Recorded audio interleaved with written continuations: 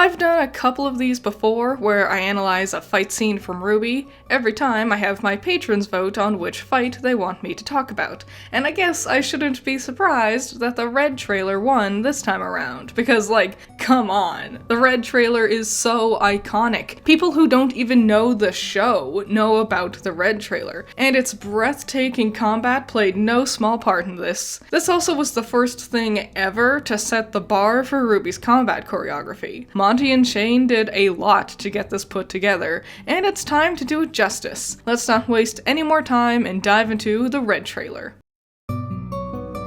Oh my god, it's already so good! So this time around, I'll dissect the trailer as a whole rather than just the combat. Like, might as well, since the whole thing is only 3 minutes long. These first couple of notes with the slow fade on their logo gives such an ethereal vibe. Keep in mind, back in November of 2012, Rooster Teeth hadn't have done anything like this yet. RT was all halo and jokey jokes. Something with this style and mood was such a change of pace, and it was almost instantly gripping. It also helps that this rhythm is very catchy, like you can easily hum along to it. I don't know music words, like I'm remarkably stupid when it comes to talking about music stuff. And I'm not gonna try to overstep the boundaries of my stupidity, but even I know that when there's a song that you can easily hum along to, it makes it easy to stick with the audience. The word iconic specifically comes to mind. But then, poof, just like that, the letters fade away into a petal-like design. So good. Not enough people give font or transitions enough focus, and this was fantastic. The slow color fade on the red of the word rooster just to evaporate into RWBY's now iconic petal pattern. I know I'm spending a lot of time on just the freaking company's logo right now, but it's these little things that will grab your audience's interest and attention. This transition also gives huge amount of weight to Monty's name as it appears over the moon. Not only is this framing beautiful, but it makes Monty's name sound important. Even if you came to this trailer not knowing who Monty was or any of his works, like I did when I first watched this trailer all those years ago, it instantly gives his name a power to it. Stepping away from that for a second, I think it's safe to say we all know just how powerful of imagery this trailer has. I believe in the saying, there's strength in simplicity, and this trailer is a perfect example of what that means. Realistically, in these early shots, there's really only like 3 colors on screen, but the use of shape and movement adds onto that ethereal vibe the original logo had given us, and multiplies it by 100. It's eye-catching and memorable and instantly recognizable. There's nothing else like the Red trailer, and every time people try to replicate this beautiful simplicity, they never quite get it right. The obscured figure, the rose petals, an empty cliffside with only one lonely gravestone. That's a lot of visual storytelling right there, right off the bat, and the lyrics only amplify it. Little did we know, this song was setting up the concept for the show way back when. Red Like Roses Part 1 is often considered RWBY's song, but honestly, it's not a RWBY song, it's a RWBY song. Get it?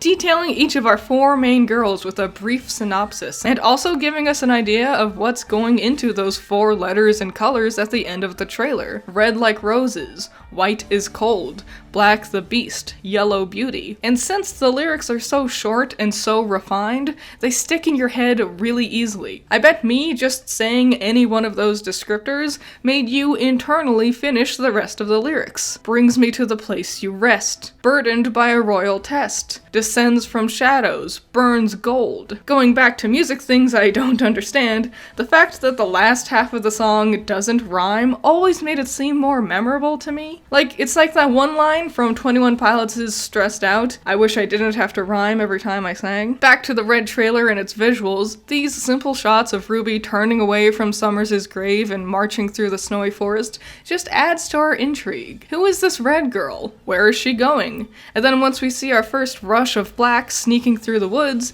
it's instant red flags. She's in danger. What's out there? What's going to happen? When your viewer is asking questions, it'll keep them watching something. But the important way to really leave an impact on your audience is how you choose to answer those questions. And RWBY definitely does that with a bang. One last little thing about the lyrics, I love how the "Black the Beast descends from shadows" part is when we first get to see the Beowulfs. The song is actually referring to Blake, but in this moment it's easy to get wrapped up in the basic words. Black beasts descends. And it helps us understand that these creatures are some force of evil. Music can help you tell a story in place of expository dialogue, even if the lyrics aren't exactly about what we're seeing. Alright, I'm gonna do something. I'm not going to show anything on screen, it should just be my regular blank background. And I'm going to play a sound for you, and theoretically, this sound should instantly bring a visual to your mind.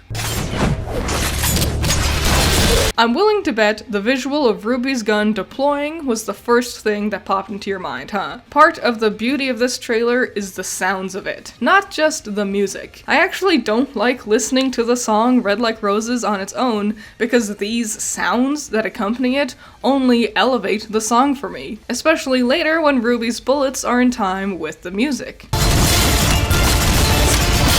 RWBY's scythe is almost like another instrument to the song, and without it, it feels like there's something missing. It's the same as listening to This Is America by Childish Gambino versus the music video. Those gun sound effects add more to the song, and without them, it feels almost empty. At least to me. The way Crescent Rose gets used as essentially an instrument here not only gives the whole video a rhythm musically and visually, but it essentially makes this less of a trailer and more akin to a music video. Fun fact, I went to a university to get a degree in filmmaking because I wanted to learn editing because I wanted to edit together music videos. You'd think with an end goal like that, I'd be better at understanding music terms, but I guess not.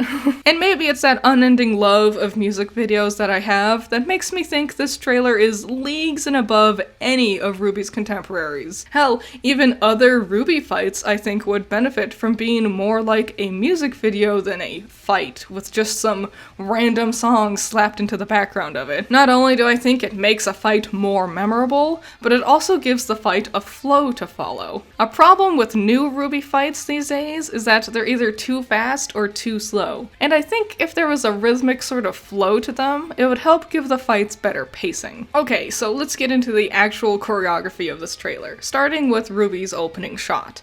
It's fantastic. It catches me off guard and it's so gripping. A reenactment of my thoughts. Oh, what's this thing from Rooster Teeth? Oh look, she's a cute little anime girl.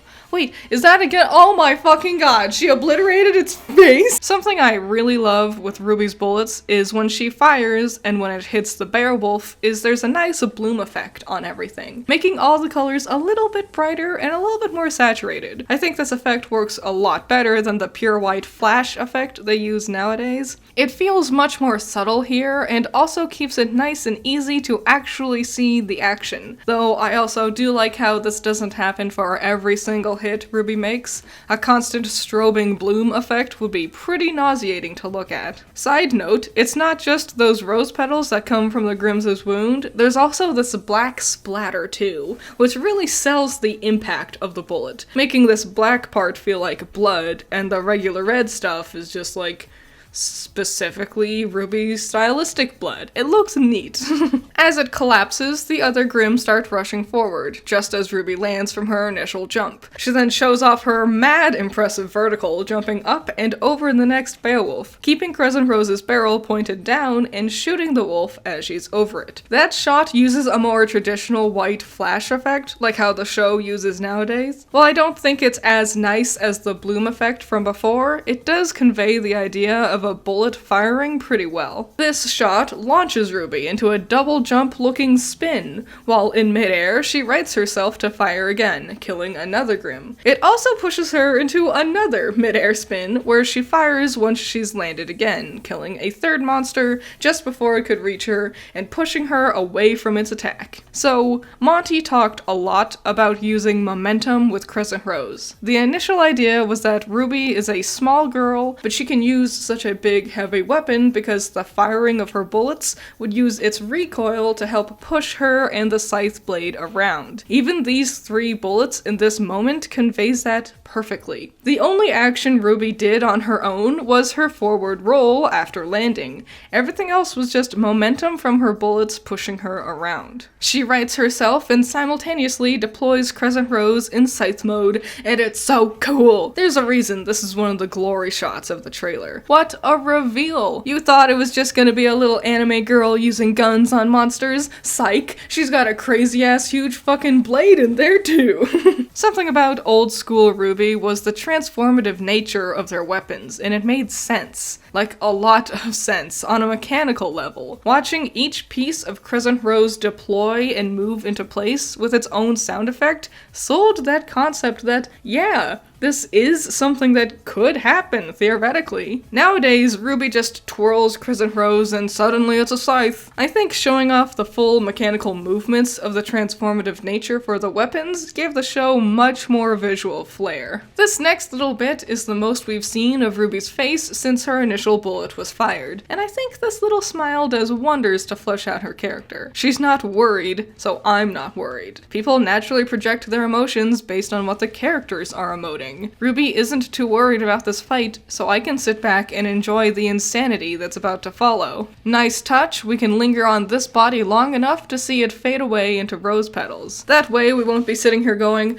where's all those other dead dudes from before? They pedal away, easy peasy. This part is just fantastic, as RWBY goes through the reloading mechanisms of firing her bullets in succession like this. The actions of using the reload looks way more fun than if she just stood still and kept firing without moving. Bullets are fun when they look like they're actually having an impact, whether the impact is on the enemy, the person firing, or the weapon they're coming out of. Also, this makes sense. Using the blade to hold up the gun element so RWBY can fire while standing, that makes sense. Playing with momentum again, this time it really looks like RWBY couldn't have jumped any higher because of how heavy Crescent Rose is. But it's the recoil of the bullet that helps launch her backwards. A fun, cool way to evade the enemy and land a hit on them at the same time. RWBY has time to twirl underneath an attack, landing sideways on Crescent Rose, and fires another shot, sending her backwards again, clinging to Crescent Rose to twirl back to the Grim she just dodged. It stumbles backwards, and the Grim she just launched away from closes in,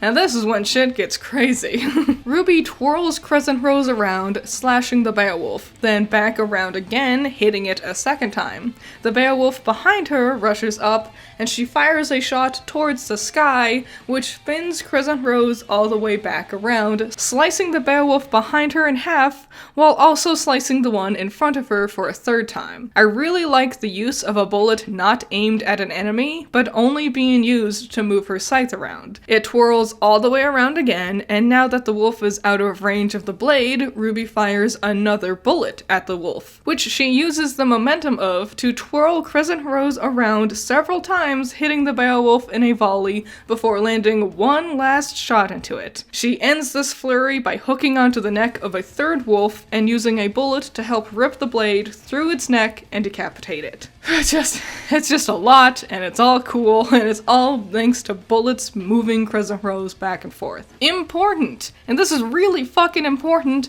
I can always see RWBY's arms moving with Crescent Rose. This fucking bullshit, this lazy ass crap RWBY does now? Stupid. When people say the weapons in RWBY feel like they're plastic toys, this is why. In the Red trailer, I can see the effort she's putting into actually twirling her weapon around. While it stretches the limits of reality and is fantastical, it's still grounded enough to be believable. The fun thing about having massive crazy weapons like this is the part where the show makes it look real. On top of this, we can see multiple times RWBY will strike a pose, but importantly, these poses aren't just to look cool. We can see she's doing these different stances in order to control her scythe, stopping it before it can keep twirling, or taking a pose to move her body with the twirl of it to change the direction of the blade. This is a perfect example of making a character look cool while in combat, but not in a vapid, pose for the camera type of way. She then hooks Crescent Rose around this wolf's body body to aim at the wolf behind it,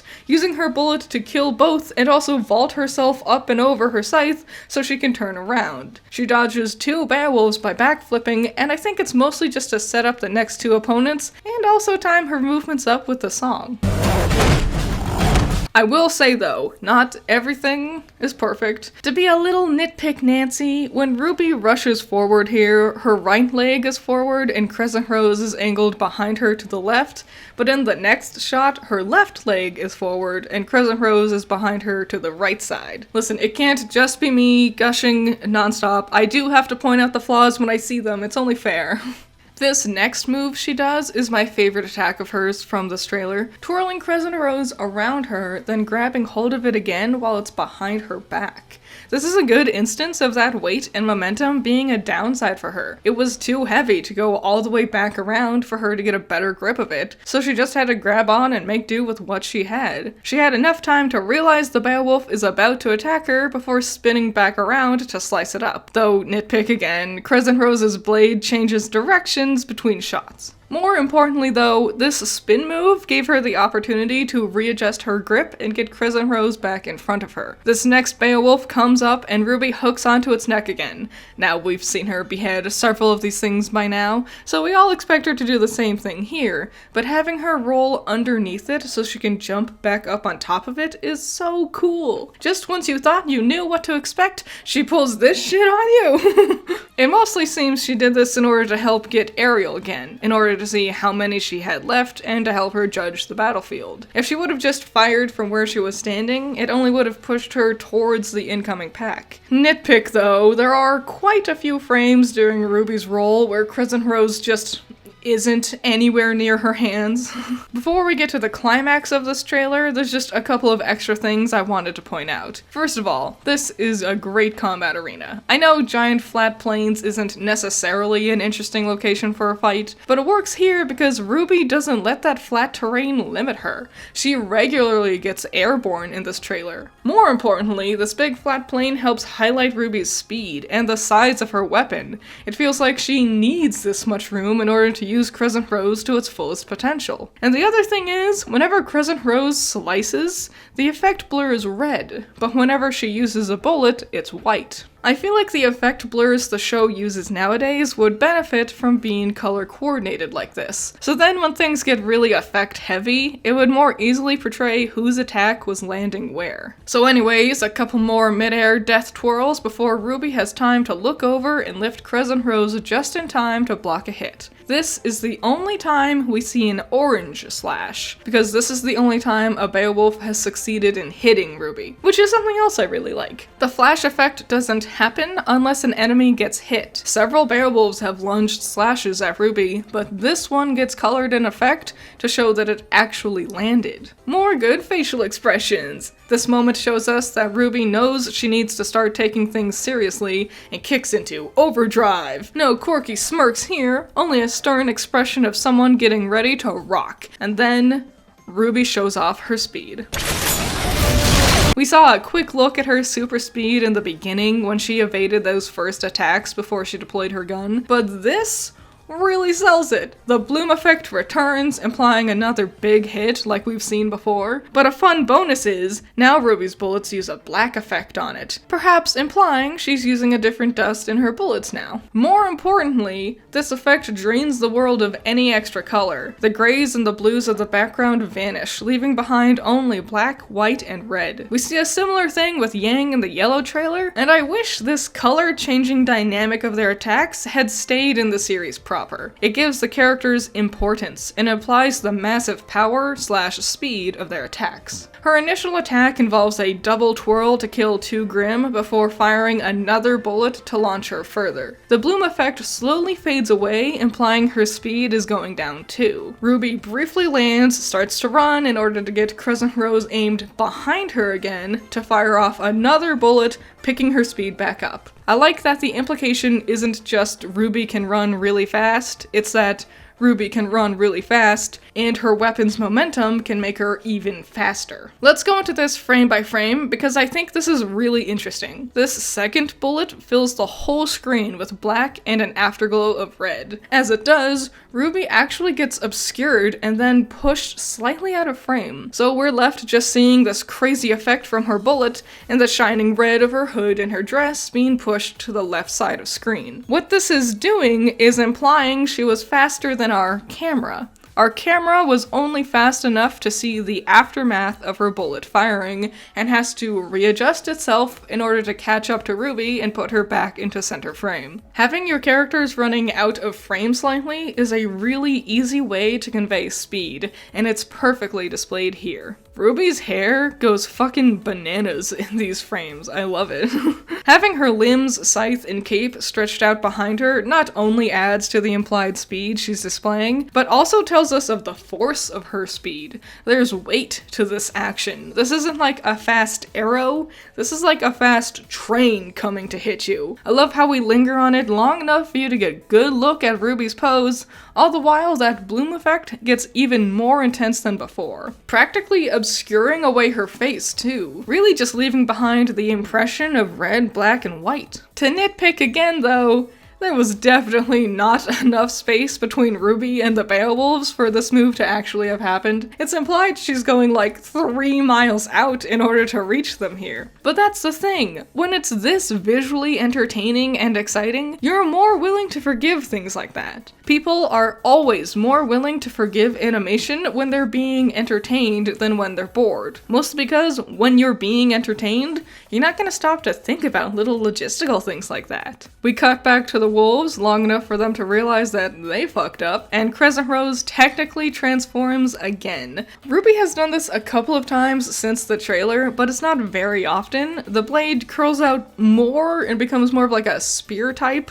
shape. The wiki calls it a war scythe. I don't know if that's accurate though. Look at how bright these reds are. This is the style I fell in love with. This is what the colors in RWBY should mean. RWBY is demanding your attention, with the world being stripped away to grayscales and her colors becoming more saturated. Even the slice effects from Crescent Rose does this too. It's beautiful. One more mega death twirl. This is actually the same move she and Crow used to kill the Sphinx. Fun. She emerges from the snow in a flurry of red, slashing and shooting in time with the song. Now, usually I would say seeing just the characters' face while they're attacking is bad, but this is actually a good example of how it can be well executed, because every time we cut away, we cut to an enemy that's being eviscerated. For example, I talked about Cinder versus Rhodes, and we got a shot where it's just on Cinder's face. The battle is still going, so jamming the camera up into someone's face is just making it so you can't actually watch the fight. This is showing us the speed and the huge number of Grimm RWBY is killing here. This only works if the aftermath is a death blow. Another great element to this part is the fact that each Grimm is completely butchered. There's no, oh well maybe that guy lived. This is showing us RWBY's precision in slashing these things apart. Their mangled red and black bodies linger on screen just long enough for us to realize just how badly she's wrecked them, before we cut back to RWBY's frantic death twirling. RWBY does a lot of death twirls. One last nitpick, there's another shot where Crescent Rose is just nowhere in her hands at all, and then her blade looks like it's cutting through her own head. But honestly, if it happens fast enough where you don't see it in real time, I think clipping errors like this is fine. The shot of limbs, shells, and rose petals is such an iconic image. It helps make this feel a bit more lighthearted too. You're not meant to be horrified at the massacre, you're supposed to be rooting for her and having fun. Here's a weird one. This one, oh my god, this one's weird. Okay, so we see this shot from a Beowulf being decapitated, but this one looks really different from the other wolves she's gotten so far. Like, the others had really blue skies, and this one is an almost all-white void. Then, Then, for one frame, there's a shot of an entirely white screen and one black shape in the corner, and it kinda looks like the leg of a Beowulf. It's super fucking weird. It's impossible to see in real time. It's just one frame long. It's just wacky. This last part is my absolute favorite. I know I said that earlier, but they're all my favorites, but this is my favorite. Where we pull away from RWBY to watch her death twirl some more, but her slash effects are perfectly timed with the song. It's so good! I love it! Setting up RWBY for her final shot, launching her and crescent rows backwards where RWBY pole vaults over and lands in an epic action pose. Iconic, super memorable, fantastic, well done, amazing, endless praise. The fact her land sprouts up rose petals from her feet not only looks cool, but also kind of implies her shoes are just covered in Grimblood. What a badass. So, I have nothing else to say other than I love this trailer, obviously, who doesn't?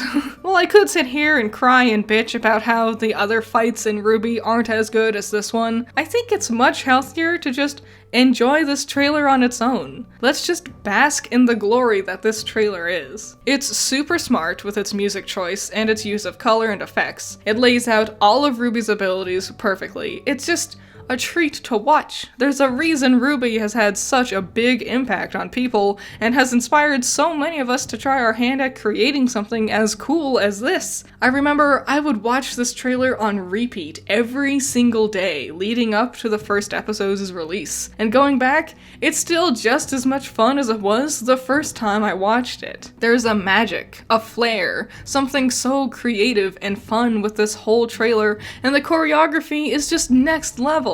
It's absolutely fantastic and smart, and it never gets confusing or weird. I don't know what else to say. The Red trailer is just beautiful. Now, excuse me, I'm gonna go and watch it again.